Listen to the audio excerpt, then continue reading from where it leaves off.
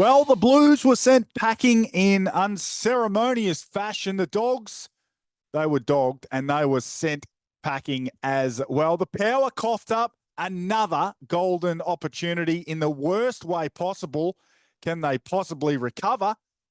And the Giants, they coughed up a 27-point lead deep into the third quarter against the crosstown rivals in what was an incredibly spirited weekend. They were the losers. The Giants, the Power, the Dogs, and the Blues. Two of them go home. Two of them have to butter up and get it done this weekend in semi-finals. The winners, well, they can please themselves. The Lions roared loudly at the Gabba in what will be the last game at the Gabba for this season. They belted Carlton into submission. 60-0 at one point, if you don't mind. The first hour of footy on Saturday night was incredible, perhaps as good as we've seen from any team this season. The Hawks, they seized control of the game with what they're calling Hokball. Never heard of it, don't know what it means, but I tell you what, it's impressive to watch. Geelong, perhaps the most impressive performance of the weekend. They were irrepressible, unbelievable in smacking Port Adelaide to all parts of Adelaide Oval. An 84-point victory, if you don't mind. And the number one seeds, the big dogs, the top dogs, the Sydney Swans, all hail Sir Isaac. Isaac Heaney's individual performance was as good as we have seen. So we move past the qualifiers and the eliminators, and it's all elimination from here. Semi-final weekend, two big games, two fascinating games. The high-flying Hawks travel across the border and take on the wobbly Power in Adelaide. That's on Friday night on Channel 7, of course. And I'm keen to explore some game-style adjustments that I think Port should make, can make, and if they do make, will give them a chance to win this game, which is just a strange thing to say. Port Adelaide are the team that finished second. Port Adelaide are the team who will be playing at home, yet most, and I mean most, are giving them next to no chance. More on that momentarily.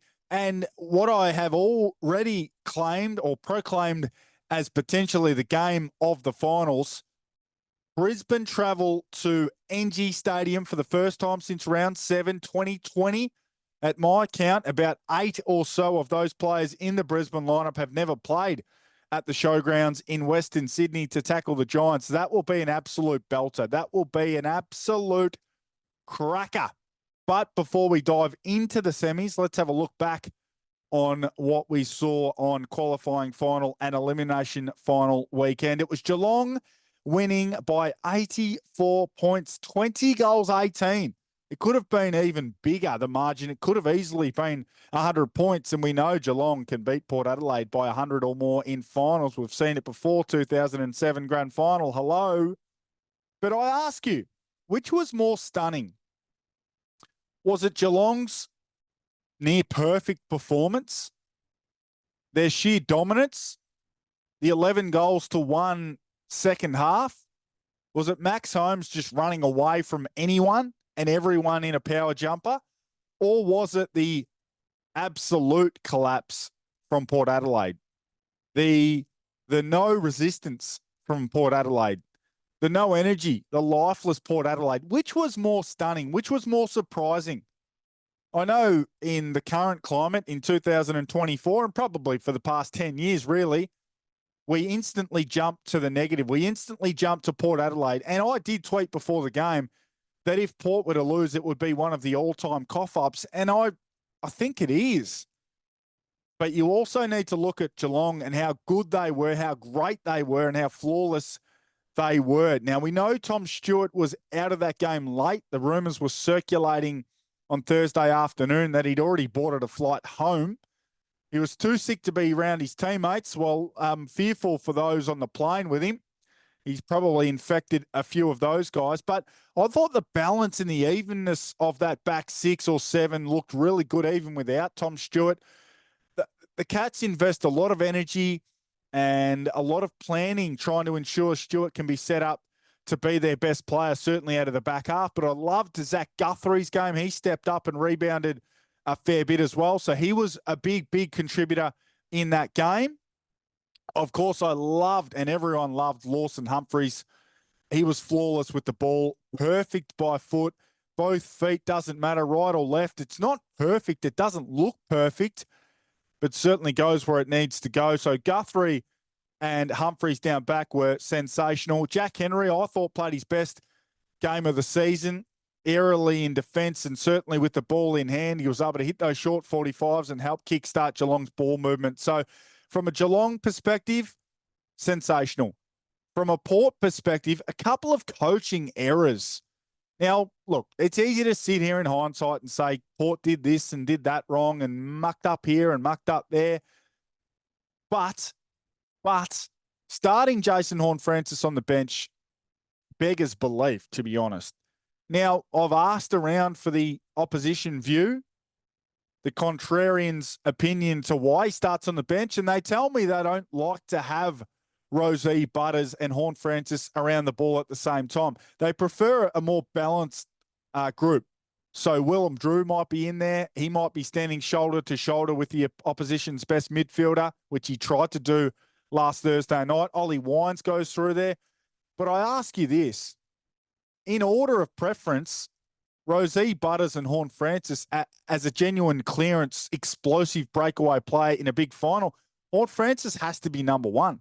He has to be prioritised, surely. He needs to be the one around the ball. Now, the game was dead and buried, but you could see for yourself in the second half, he was the only one capable of running away and breaking away from stoppage. Connor Rozee played maybe his worst game for the season.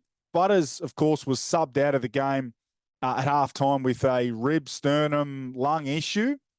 And it's TBC what he looks like moving forward. But not only was it the 79% game time that Horne-Francis played. Now, that's not a low number. That number's fine. But starting him on the bench for the first handful of minutes, occasionally when there are no goals in a game, it can be really hard for that first rotation to happen. Some teams force it and will come early. I know Geelong like to bring their first rotation at 3 or 4 minutes, and they'll say, look, we'd prefer you to come off after 2.5 minutes than 7.5 minutes. But occasionally it can be difficult for those guys to get on. So Horne-Francis is stuck on the bench, and then he spends some time forward anyway. So I'd love to know the game time percentage that he spent as a true midfielder, as a genuine midfielder, particularly when the game was still up for grabs in the first half. Look, in the second half, it was dead and buried. So that was the first issue. And I can absolutely guarantee you, if I was a betting man, which some say I am, I can categorically, absolutely, sensationally guarantee you Horne-Francis will be starting on the ground against the Hawks on Friday night. The other issue, or the other coaching issue I thought Port ran into was how they mishandled Sean Manor going up to stoppage. So he was the half forward. Whether they knew it was going to be him or not, it didn't really matter. As soon as you see the Cats send a forward up to outnumber around the ball, and I think they've primarily done that knowing how potent Port's midfield can be. So they're trying to get the midfield stoppage numbers, clearance numbers on level pegging by using an extra half forward. So they used Manor, who, let me just say, I didn't know he could hunt the opposition and hunt the ball like that. He hunted the ball and the opposition like a genuine inside mid. But what he also did was able to get forward and get ahead of the game as well. So Port tried to counteract it with Darcy Byrne-Jones sitting off the back of the stoppage and meeting Manor as he was going to come through. Now, we saw in the vision, I was watching a little bit of the vision at halftime, and they picked up Manor just floating forward, and no one picked him up at all. No Port Adelaide players identified him as a forward, getting free ahead of the ball, and he was able to kick a goal or two from that. But his damage was being done around the ball whilst Byrne-Jones was effectively standing there just waiting for him to come back and meet him. So that was a big miss. I think they needed to send Byrne-Jones up and into the stoppage and fight fire with fire. Don't allow Geelong to have an extra around the ball. Go up there and fight fire with fire. So a couple of misses from the Power coaching group. Of course, Jeremy Cameron, 19 disposals, 4 goals, 3. I thought Aliir did quite well. Funnily enough, in most situations, Cameron just makes you pay. Any positional error, any mental error, he just makes you pay. He just makes you pay. There are a couple of goals that Cameron got that there was nothing Aaliyah could do about it. No pressure on the ball at all. Shannon Neal, of course, a lot spoken about his place in the team. He did a great job, played his role really, really well, took some big marks, took 9 marks overall, kicked 2 goals too. I thought he did his job beautifully. And without Farrell and Houston in that team, and perhaps we overlooked how significant a loss those 2 guys are, both rebounding the footy by foot, but also playing on some of the dangerous small forwards for Geelong. Port not only had no rebound, they had no one to play on Brad Close. They had no one to handle Manor, no one to play on Tyson Stengel, who was a big factor in the first half, no one on Brian Myers, and so on and so forth. So the Cats, small forwards, and we know how important they are. They get up, they get involved in the game, and they're so creative. They just dominated that game. So Geelong, they roll to yet another preliminary final at the MCG against either GWS or Brisbane. 24 hours after Thursday night, we saw 97,000 people pack in to the MCG for the all-Victorian contest between the Dogs and the Hawks. And what a dominant display from Hawthorn it was. Forget about the Dogs. We can't trust them. Hopefully I've been clear enough with that perspective and that opinion over the past couple of months. You just can't trust them. You couldn't trust them last year and you can't trust them this year. And look, I accept the fact they made a grand final in 2021, but when you look at their results for 22, 23, and now 24, they're a mediocre football team. It's the only way you can describe them. I'm not sure how you can describe them in any other way. Whether you've got the view that their list is excellent or their list has big holes in it, I'm not sure you can describe them as anything other than mediocre. But this was all about the Hawks. Now, the scoreboard won't tell you that they hammered and handled the Dogs, but these numbers will. So Hawthorn were plus 84 in disposals, plus 20 in inside 50s, plus 25 in contested possession, an area where the Dogs pride themselves, took 31 more marks, took 9 more marks inside forward 50, and had 29 scoring shots to 17. And tellingly, had 11 more tackles. So not only did they have 84 more possessions, they also laid 11 more tackles. That was a proper beatdown. The Cal Shadir story is amazing. I played some footy with his brother Harry in Adelaide. Great athletes, dynamic athletes, and clearly Cal Shadir is just taking to the game. He's emerging before our very eyes. And Massimo D'Ambrosio, I was one who sat in the camp that he was robbed of an All-Australian wing spot. I think you need to pick true wingers in the wing spots. 32 disposals, 500 metres gained or more, if you don't mind. Lloyd Meek, has he improved? Has anyone improved more than Lloyd Meek since he left Fremantle and made his way to the Hawks? 23 disposals, 46 hitouts and a goal. He dominated Tim English in that game. Nick Watson, he kicks 4 and he displays the pick 5 ability that the Hawks used on him. And again, I'll say it, the Dogs are who I thought they were. They're untrustworthy, and I'm not sure what they do moving forward. Bontempelli played forward for too long. Luke Beveridge tried to deflect that, but for some reason he did. You can book your vacay, Doggies fans. Now, the game of the weekend promised to be the Sydney Showdown, and the Sydney Showdown delivered in spades. The Swans were down 27 points deep into the third term, and they rolled to victory behind an epic individual performance from Isaac Heaney. Let's not forget what Tom Papley did. He was the energizer. He was the firecracker. He was the fire starter, and he was the one winning that crucial 1v2 at half forward against 2 Giants. Got the handball over the head to Isaac Heaney, and he kicked a goal, dribbling it through from about 70 metres. An incredible performance from both those 2 guys. But I ask you, have we seen a better individual performance in finals in the past handful of years than what we saw from Isaac Heaney? 30 disposals, 8 score involvements, 7 key clearances, and 3 goals. Plus, you can give him the mark of the year as well for good measure. Unbelievable from Heaney. And I ask you again, have we seen a better individual performance in the past 5 or 6 years than what we saw from Isaac Heaney? Braden Campbell, I thought he was desperately unlucky to be the sub. He would not be the sub in 17 other teams, but he delivered massively, perhaps in a way he didn't help himself in terms of getting into the 22 because he played so well and so impactfully as the sub, 9 disposals and a goal in that last quarter. I'd been worried about Big Brodie Grundy, but he won that clash against Kieran Briggs, was back winning the footy, looked energised, looked fit, looked like he was covering the ground well. So he'll benefit from a week off as well, Big Brodie Grundy. From a GWS perspective, Sam Taylor and Jack Buckley were huge. The Swans forwards did next to nothing. I know Amadi kicked that late goal, but Taylor and Buckley were so good for most of that game.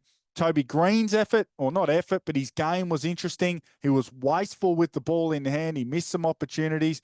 It has been a funny old season for him. His numbers stack up, but when you're trusting your eyes, it's just been a weird season for them. This was the game of the weekend, and I'm telling you now, I picked these two teams to meet in a grand final, and not much has changed my opinion. I think these two, alongside Geelong, are clearly the best three teams left in it. Finally, Brisbane and Carlton. What a way to end the weekend. We witnessed an epic mismatch. Brisbane took AK-47s and machetes to this fight.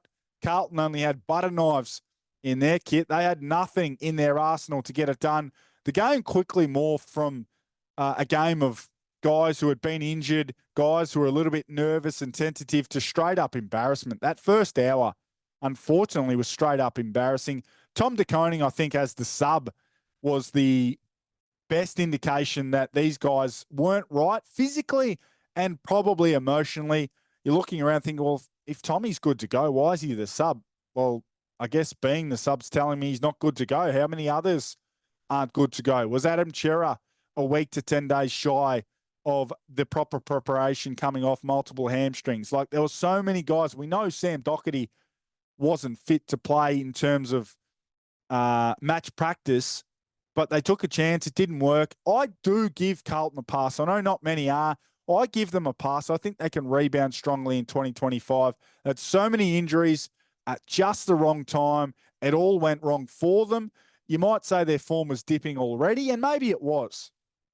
They were given next to no chance to recover from that because of those injuries. So I think they can rebound, but after it was 60-0, Brisbane were thinking about next week, and Carlton were thinking, how did this go so wrong? All right, let's move on to this week's games just quickly.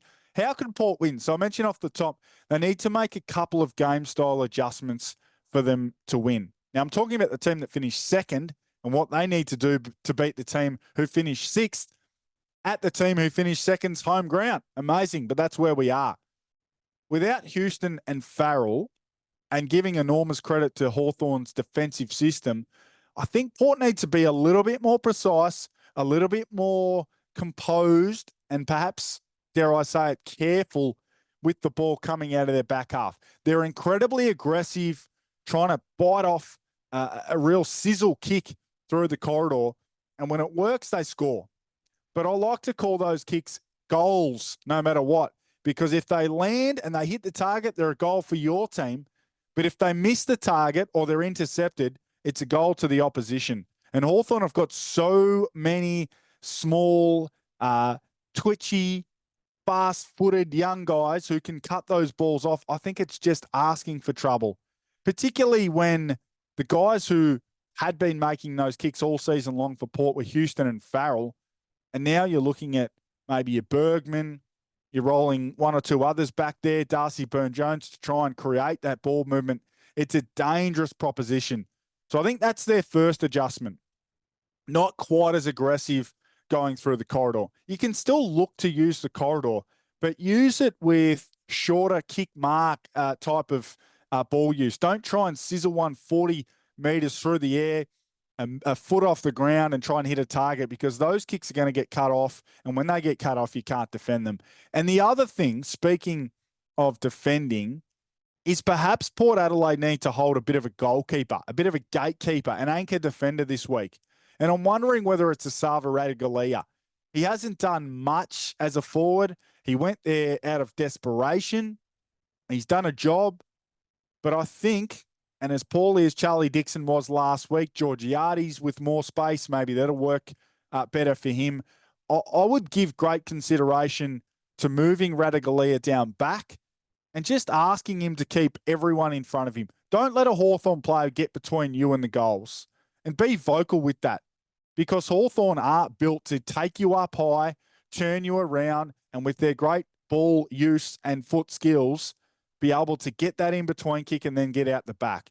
And because Port like to defend quite high, they are vulnerable to that. So does Radagolair go back, and does he stand as an anchor? Just give him the instruction to not let any Hawthorn play between he and the goals. Don't get too high. If you're going to make a mistake, be too far away from the ball, because at least we can have some protection. Too many times Port Adelaide get goals scored against them with players running back toward goal with little pressure on them. They just can't make that mistake. So 2 big adjustments for them, but I think that's where they're at. Typically at this time of year, you wouldn't want to make these type of adjustments, but that's where Port Adelaide are at. Their performance last week tells us that. And in a way, Hawthorn are maybe the worst type of opposition for them to come up against. But hey, they're on their home deck. Once they run through that banner, they're not going to be thinking about that 84-point loss. They're going to be thinking about getting the job done. GWS and the Lions. Now, again, I'll double down. I think this could be the best game all of September. I think we're in for a barn burner here, folks. Now, we saw the Giants obliterate Brisbane on Anzac evening. That was in Canberra. And we spoke to, on radio this week, or last week, I should say, Brandon Starcevic, the lockdown defender from Brisbane. And he said that game was the turning point for them. They went away, they thought about it, they talked about it, and they really made a point to change their season, and they have. They went on a big winning run, which was ironically ended by the Giants again in Brisbane. That was a much closer game, a game where you'll remember, I think the game was in round 22. The Lions were up by 30 points at quarter time and lost that game. But there were some numbers that really stood up for Brisbane, and something they'll look back on and say, we can do it again. So it's interesting. As I said, around 8 players from Brisbane haven't played at the Showgrounds in Sydney. It's a great place to play. I'm not sure it'll be full. Brisbane and the Giants in Western Sydney as a second semi-final. Not necessarily the way the AFL would have drawn it up, but that's the game we've got, and I reckon she'll be an absolute cracker. I'll give the edge just to GWS, but I think both these teams can win the whole damn thing if they get rolling. I absolutely do. The Giants weren't far away. I mean, they were a better fourth quarter away from getting through and earning a home prelim as it is against the best team in footy. So either of these two teams can win this game. Either of these two teams can be there on grand final day, and I think either of these two teams can win the premiership. But I'll give the edge to the Giants. That means the Lions will be done. I'll give the edge to the Hawks. I wouldn't be surprised if Port Adelaide picked themselves up off the canvas, but I'll go with the Hawks and I'll go with the Giants. So there it is. 2 games on a big weekend, semi-final footy. Can't wait for it. Those who love the NFL, now the NFL is back in action. Make sure you check out the Field NFL on any of your various podcast platforms, whichever you prefer. And the Fab 5, which is my 5 favorite NFL bets for the weekend, started off inauspiciously as I'm sitting down to record. We're 1-3. We're 1-3, so we need the New York Jets to get the job done.